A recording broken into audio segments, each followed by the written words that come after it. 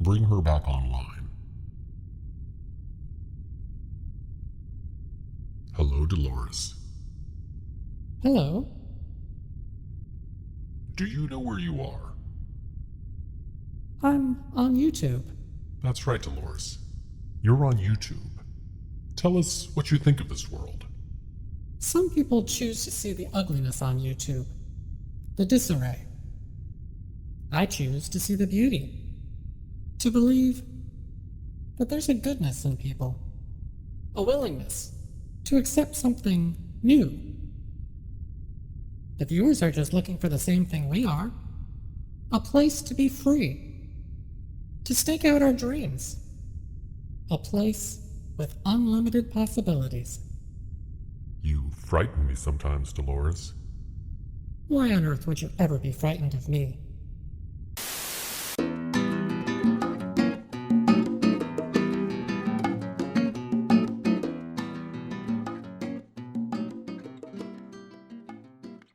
Welcome to the second episode of Fess Up, the video podcast for female masters. I'm Monroe. I'm Kerry. I want to thank you all for watching and commenting and supporting our last episode. And thank you again for coming to watch our second episode. I really enjoyed looking back at our first episode. I mean, there were things that we could do better, and we're hoping to do better this time, but it was a lot of fun, and we're happy to be back. Yes, we're always going to be on the improvement curve, we hope. Certainly. And interestingly, we filmed that back in October of 2017. Sorry it took so long. Our post-production time on the last one was longer than we would have hoped. Partly it was because I had a computer crash on me. That was a huge setback. And then also just the fact that we were designing the show from scratch. We didn't know what the credits are going to look like, or the music, or the backgrounds. And now that we've kind of done the pilot, this new one here, hopefully be a lot faster. You'll find out. So we'll begin the episode, as we always do, with a segment that we call Fess Up. In this segment, we talk about what we've been up to recently in our own lives and share what we've been working on. So what have you been working on, Kerry? Well, I've made two masks recently. The first is the one that I'm wearing. This is a Jessica mask. I was wearing a Jessica mask last time, but the one last time had a full torso going down to here. This one cuts up about here like this, but I've also sized it by cutting out material in the back and putting a zipper in, and so it fits a lot better. So you can kind of compare to the one I was wearing last time. It had foam in it. This one's a little tighter on my face, I think. The second mask I've done is a brown-skinned version of my Susan silicone mask, which is the one that I first introduced, 5 or 6 years ago. I remember I actually have, I think, the 7th one you ever made of the Susan mask. Oh, wow. Okay. Something I'd wanted to do for a while. And originally I wasn't happy with the color, the shade of brown that it came out. I pre-tint the silicone. It kind of sort of gray, and I wanted brown. And so I had somebody paint it for me, and I also had somebody punch the eyebrows.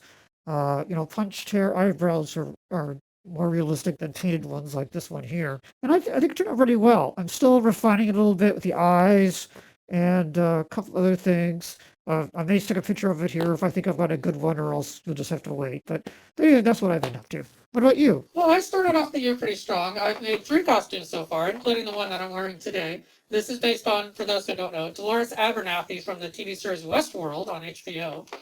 It's really great. Thank you. Well, I strongly identified with that character. I really liked that show. I hadn't really caught on until the end of 2017 when I finally got a chance to see it, and then I was hooked. It seduced me, I think, because I really identify with the character, and you want to be a killer robot and kill all humans? I don't want to be a killer robot and kill all humans. But I appreciate the existential questions that they're asking. What does it mean to be alive? What does it mean to be a human? And are the hosts, the robots in the series, even more human than humans? Because the humans in that series are pretty awful. Well, I would think the worst people come to Westworld because you basically come there to either shoot something or have sex with something. So, not the cream of the crop of humanity, I would think. Well, I think that these creators of Westworld tried to aspire to something better, and they were a little disappointed to find that is all that people wanted to take out of that world. Oh, you mean the in the show, the people created the park, not the Yeah. creators of the TV show. Letting the robots have their own destiny seems appropriate. If they are just going to be servants to the basest desires of these tourists, that's not a life.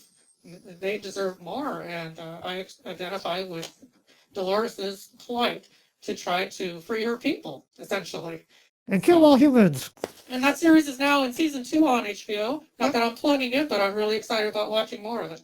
Okay, so that's one outfit. What else? I did a Poison Ivy. I just get inspired, and I've done Poison Ivy before, but I wanted to do a new one.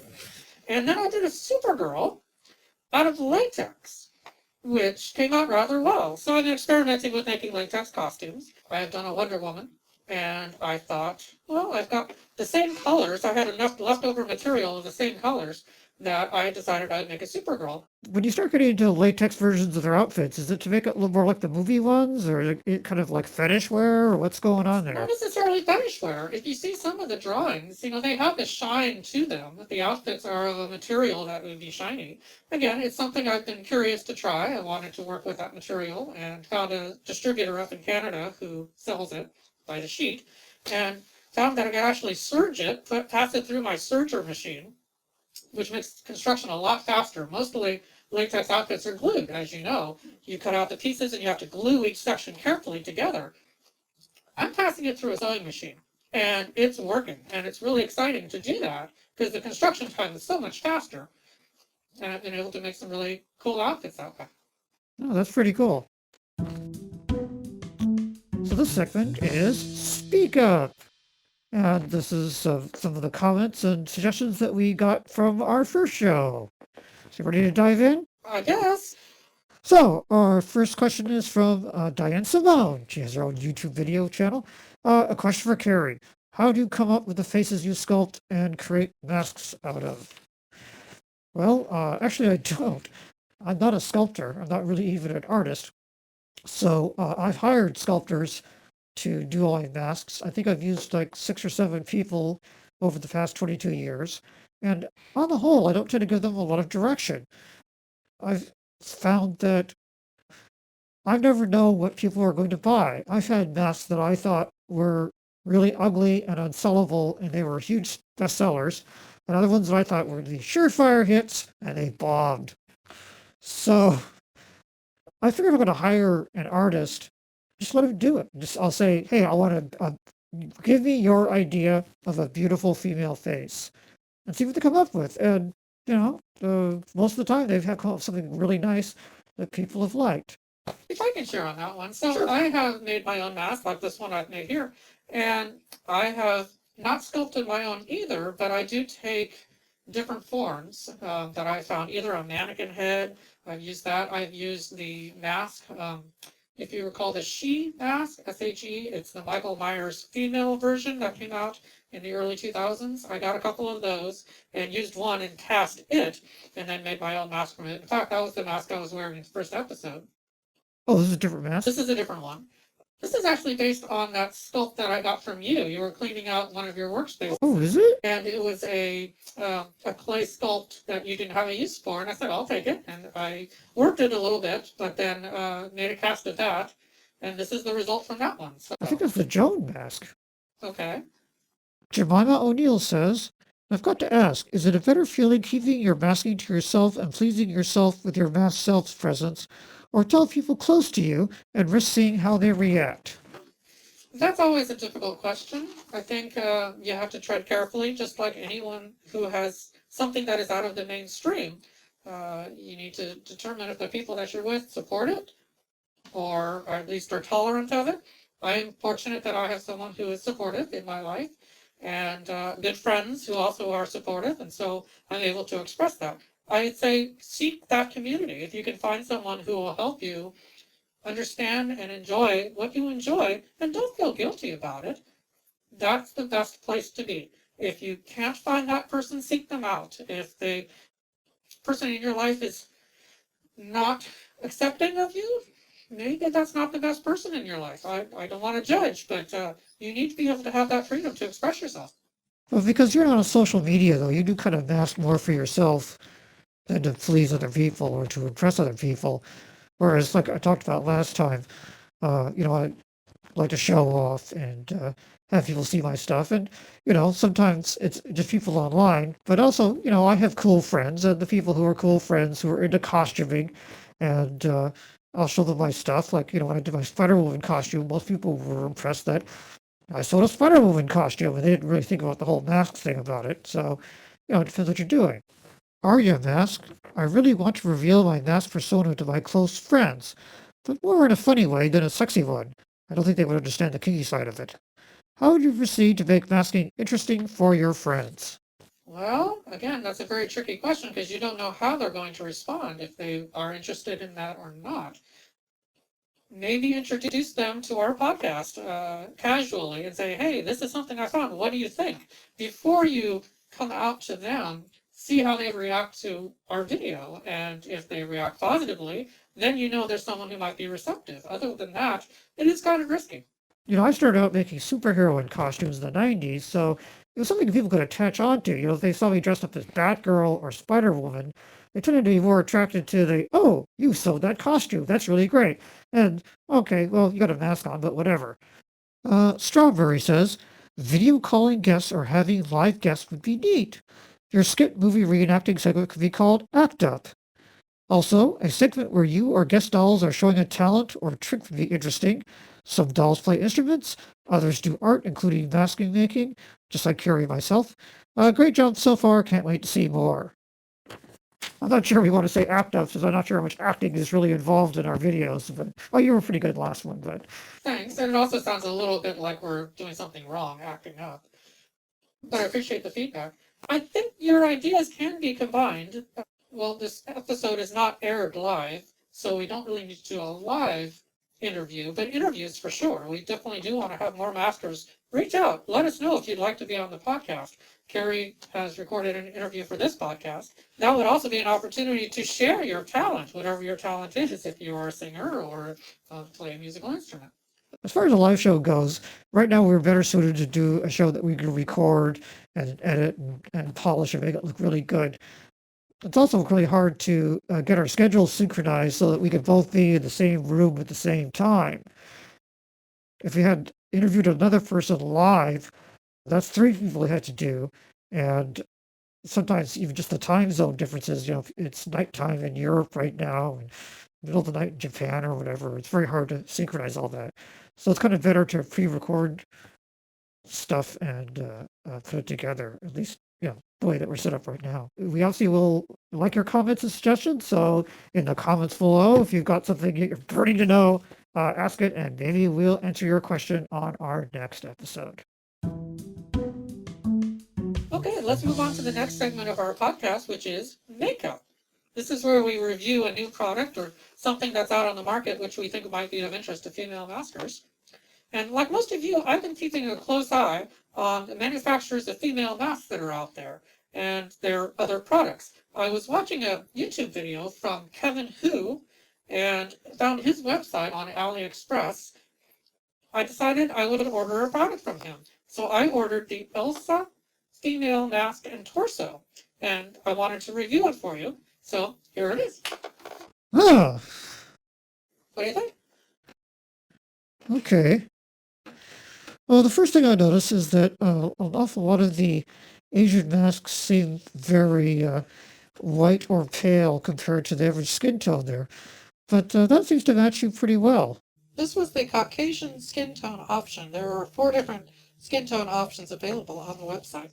Did you use any Snappy G with this one? I did use some adhesive around the mouth area and underneath the eyes, just to help secure it to my face, and it gives me a little bit more realism. I get a little bit better mouth movement out of it that way. How's the overall fit? Fits me really well. It matches the measurements that were on the website.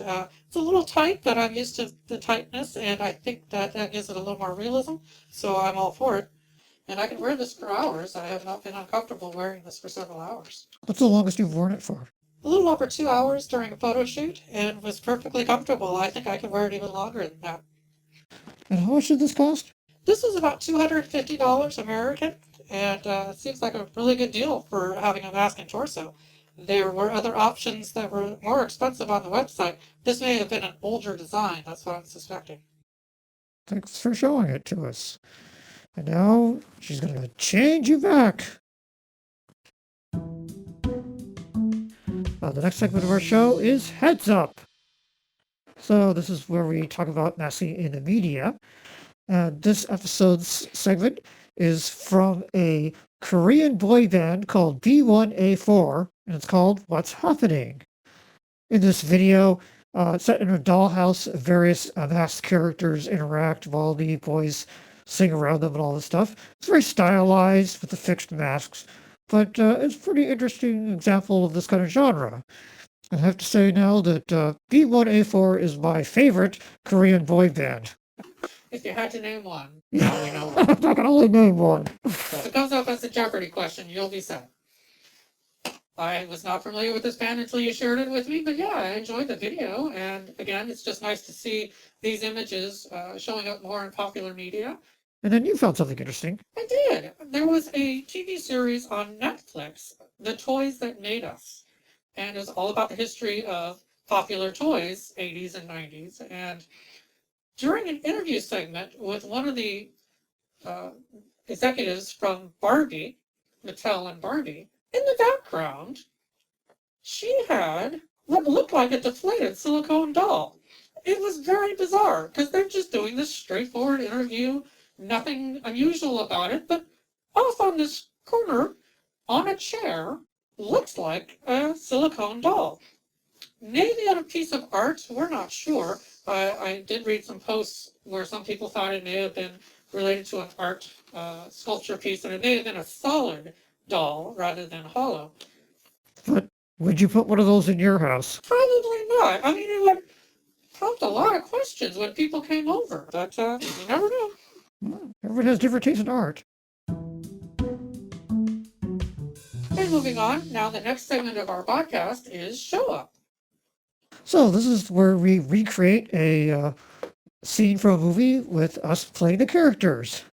Well, something a little different this time. This scene doesn't exist yet. Back in the 1990s, there was a very short-lived Spider-Woman live-action TV series. So short-lived that it got canceled before they produced the 9th episode. But I was at a con once, and I found the script for this unproduced episode. It was called The Death of Spider-Woman. It was a very surreal episode that Spider-Woman wasn't really even in. And so we thought it would be interesting if we filmed the teaser, which is the cold open of the show before the credits, and see how it would have looked. So here it goes.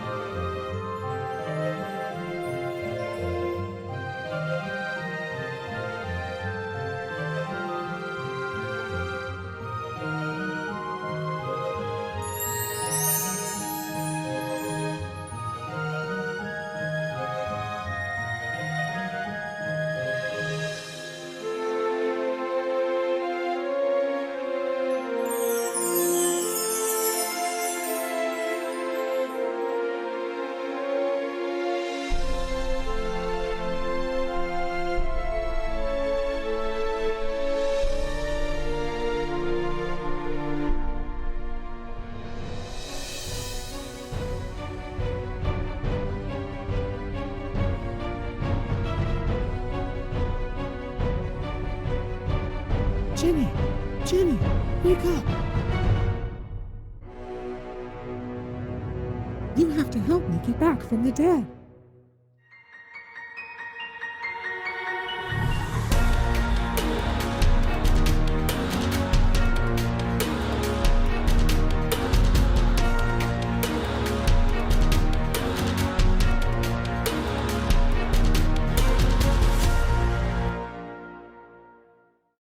And now we'll discuss the making of that video in a segment that we call All Dolled Up. Spider-Woman, welcome. Hi, nice to be here. Well, that was an exciting video. Tell me about shooting it. We tried to make it look like a 1990s TV show, So that's why it had this square 4:3 aspect ratio instead of widescreen like we have nowadays. And trying to look like the graphics and how a show made 20 years ago would look. So what inspired you to make that video? Oh, actually, it was a piece of music, believe it or not. I think I've been talking to you about doing this for at least 5 or 6 years. I just always kind of imagined how the sequence would go with this woman having this dream about Spider-Woman in a world where Spider-Woman didn't exist. And this is like the perfect place for us to do it because I don't have to finish it. It's just a teaser and then it's over. But the whole story in the script was that this we'd be following this woman who had this vision about Spider-Woman being dead, and she doesn't know who Spider-Woman is because there's been a spell put on by Morgan Le Fay. And she would go through the whole episode, and then finally at the end she would make and put on a Spider-Woman costume, go to a convention, and there a comic book writer would see it and go, "Oh, Spider-Woman, I remember that character." And then they'd bring it back, and that would break the spell, and then Spider-Woman would be back in the world. So it's a very kind of meta sort of story. We can't afford to film all that, so we just did the opening teaser there. Tell me about this outfit that you made. This costume was made in 1995. Spider-Woman was always one of my favorite characters. I tried to buy a Spider-Woman costume. You couldn't find one. So I learned how to sew to make this outfit. And we would go to conventions all the time, and people would remember and recognize this character, who at the time was not being published. I mean, just as in the video, in issue 50, Spider-Woman was killed off. And so in the 1990s, she was not appearing in Marvel Comics. It was the Jessica Drew version like this. They had other characters that were called Spider-Woman. And this one was my favorite characters. And so, it was really kind of cool. And, a lot of people didn't remember it or know who it was, but the people who did would go, "Oh my goodness, Spider-Woman!" And that was always really kind of cool. Are you holding out any hope that she might appear in one of the new Avengers movies? Oh, that would be really awesome, wouldn't it? I'm not sure who owns the rights to Spider-Woman right now, whether or not that was part of the deal to Sony with Spider-Man, or whether Marvel still has it or not. That's a really good question. Or maybe she's one part of the Fox things because she's a mutant. Who knows? That's a really good question, though. If anybody knows who has the rights to Spider-Woman, please write and tell us. We'd like to know. Maybe eventually we'll get a Black Widow movie and a Spider-Woman movie and all those other female characters that we like. I think it depends on how well Captain Marvel does. Did you notice in the video there's a little Easter egg? There's a poster that we used in the Batman Returns video last episode that makes a return appearance here. Watch the video again, watch closely, you'll see it there in the background. We have fun including those little gems for people and to make you watch it again. And then for the, you may notice that in a couple scenes, the comic book comes to life. And that was something I'd wanted to do to kind of, the surreality of the whole thing. And the first thing we did was the cover to issue 50, which was a photo cover, but then, inserted myself in there actually moving. And we just shot that against a green screen. And then in the comic book, you see me turn around as well.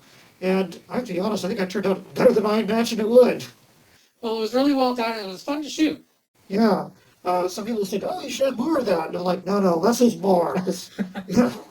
If you're waiting for it to happen, I want people to be paying attention to what they were seeing in the comic book. That being said, we love the suggestions, so keep them coming. If you have an idea for a video that we should shoot or a scene that we should recreate, please let us know. That's right. Well, thank you for joining us, Spider-Woman. I realize you've got to go off and fight crime, so good luck. That's right. Okay.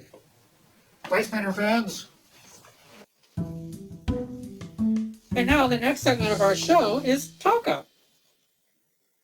And in this segment, we have Kerry interviewing one of the other female maskers in the community. This time, she's fortunate enough to have an interview with Ginnifer. Take it away, Kerry. Hi, Ginnifer. Welcome to our show. Hi, Kerry. Happy to be here. Tell me a bit about yourself. Well, my name is Ginnifer Evelyn Monroe. I'm a 27-year-old masker from Southern California.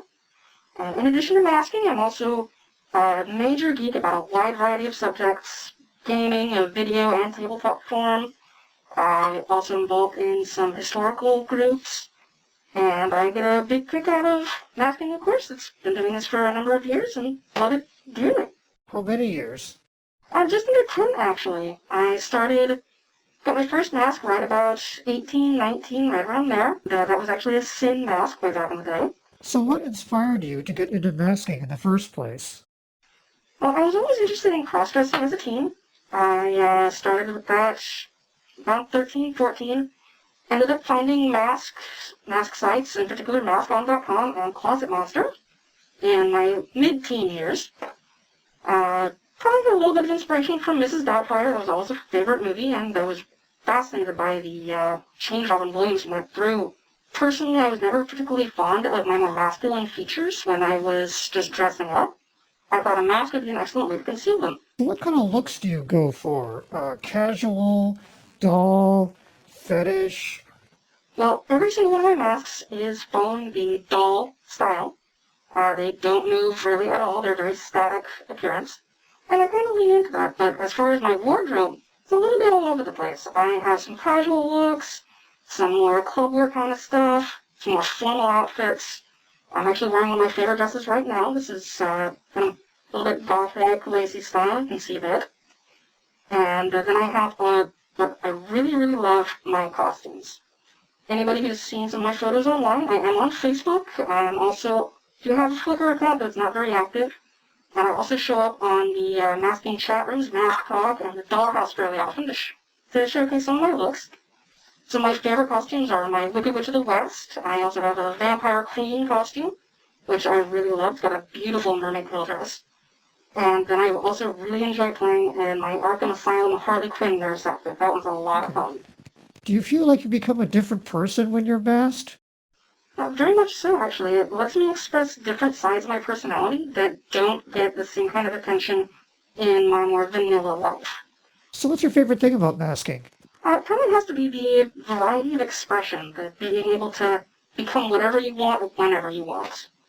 Like I mentioned with my costumes, I really enjoy those, and since I come from a theater background, I really get a kick out of portraying a different person and inhabiting a character. Great. Anything else you want to add? Love the work you're doing. I think the whole show concept is a brilliant thing, and I really hope you have some great success with it. Well, thanks for joining us today, Ginnifer, and good luck in the future. Thank you very much. You as well, Kerry. We want to thank Ginnifer for appearing on our show. If you would like to be interviewed in a future show, let us know. We'll set it up and do it. We record these beforehand, and we certainly don't ask any questions that we make anybody uncomfortable or reveal too much about them, but we think it's a good way to introduce other people to you, because everybody has a different story about how they got into masking and what they want to get out of it and what they're like. It's just great to have this sense of community. We've met each other online and exchanged messages, but to actually have a visual conversation is very special. And we hope to be able to do more of those. Well, that's the cue from our director that it's time to wrap things up for this episode of Face Up. We appreciate you sticking all the way through. We hope you found the segments enjoyable.